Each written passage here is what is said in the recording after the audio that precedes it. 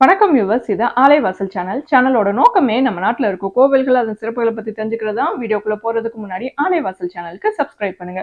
இன்னைக்கு சேனல்ல நாம பார்க்க போறது கோயம்புத்தூர் மாவட்டத்துல பார்க்க வேண்டிய முக்கியமான கோவில்களை பத்தி தான். இதுல 3 மூர்த்திகளுமே சுயம்புவா இருக்கிற கோவில், திருடர்களை பாறையா மாத்தின முருகன் கோவிலும் இருக்கு. வாங்க வீடியோக்குள்ள போகலாம்.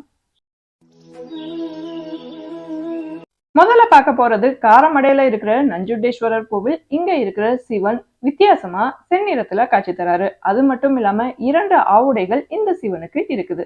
2வது காரமடையில இருக்கிற ரங்கநாதர் கோவில். இங்க இருக்கிற ரங்கநாதர் சுயம்புவா சதுர வடிவத்துல இருக்கிறாரு. இவர் தலைமையில வெட்டுப்பட்ட தடமும் இருக்குது. 3வது கொழுமத்துல இருக்கிற தாண்டேஸ்வரர் கோவில். இங்க இருக்கிற நடராஜர் ஆனந்த தாண்டவ கோலத்துல காட்சி தராரு. இந்த கோவில தென் சிதம்பரம் அப்படின்னு சொல்லுவாங்க. அடுத்து இரும்பறையில இருக்கிற ஓதிமலை ஆண்டவர் கோவில். இங்க இருக்கிற முருகன் வித்தியாசமா 5 முகங்களோட காட்சி தராரு. போகர் இந்த இடத்துல யாகம் செஞ்சிருக்காரு. அவர் யாகம் செஞ்ச இடத்துல இருக்கிற மண் வெண்மை நிறமா காட்சி தருது. விசேஷ காலங்கள்ல இந்த வெண்மணல் தான் பிரசாதமாவும் தரப்படுது. 5 திருமூர்த்தி மலையில இருக்கிற அமனலிங்கேஸ்வரர் கோவில். பிரம்மா, விஷ்ணு, சிவன் இவங்க 3 பேரும் இங்க இருக்க சிறிய குன்றுல சுயம்புவாய் இருக்கிறாங்க.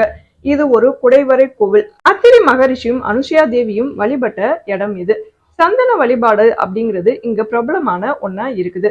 சந்தனத்தை இங்க இருக்கிற 3 மூர்த்திகள் மேல எரியிறாங்க.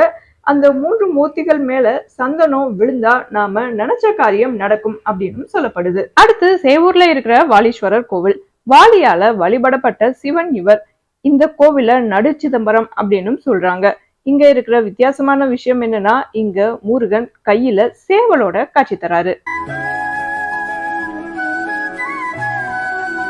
7 பெரிய கலந்தையில இருக்கிற ஆதீஸ்வரர் கோவில். அருணகிரிநாதர் இங்க இருக்க முருகனை பத்தி பாடி இருக்காரு. சிவன் இங்க சுயம்புவாய் இருக்கிறாரு.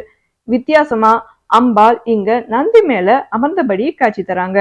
அடுத்து பேரூர்ல இருக்கிற பட்டீஸ்வரர் கோவில். மேலை சிதம்பரம் அப்படின்னு இந்த கோவில சொல்லுவாங்க. கன்றுக்குட்டியோட கால் குழம்பு இங்க இருக்க சிவனோட தலை மேல படிஞ்சிருக்குது.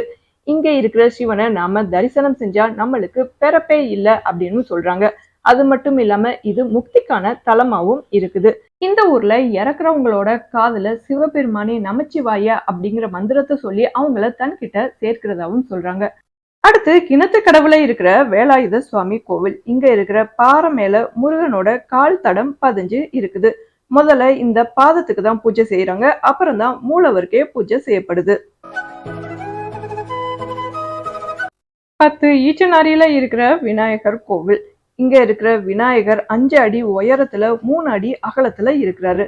நினைச்ச காரியம் தடங்கள் இல்லாம நடக்கிறதுக்காகவும் கல்வியில சிறந்து விளங்குறதுக்காகவும் இவர்கிட்ட வேண்டிக்கிறாங்க. அடுத்து பொள்ளாச்சியில இருக்கிற மாசாணி அம்மன் கோவில். இங்க இருக்கிற மாசாணி அம்மன் 17 அடி நீளத்துல இருக்கிறாங்க. நம்பிக்கை துரோகத்தால பாதிக்கப்பட்டவங்களும் திருடு போன பொருள் கிடைக்கிறதுக்காகவும் பில்லி சூனியம் நீங்கிறதுக்காகவும் இந்த அம்மன் கிட்ட வேண்டிக்கிறாங்க. பச்சில மருந்து இங்க பிரசாதமா கொடுக்கப்படுது.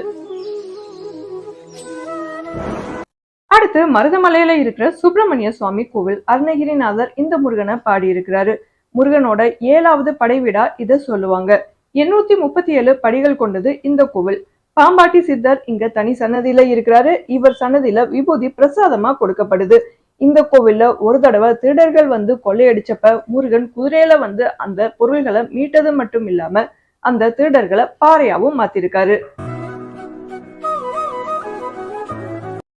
கடைசியா பார்க்க போறது பூண்டியில இருக்கிற வெள்ளியங்கிரி மலை கோவில். 6000 அடி உயரத்துல இந்த கோவில் அமைஞ்சிருக்குது. 7 மலைகளை கடந்துதான் இங்க இருக்க சிவனை வழிபாடு செய்ய முடியும். இந்த வீடியோவை பார்த்ததுக்கு நன்றி வியூவர்ஸ். வீடியோ பிடிச்சிருந்தா லைக், ஷேர், கமெண்ட். ஆலைவாசல் சேனலுக்கு சப்ஸ்கிரைப் பண்ணுங்க. பக்கத்துல இருக்க பெல் ஐக்கானையும் கிளிக் பண்ணுங்க.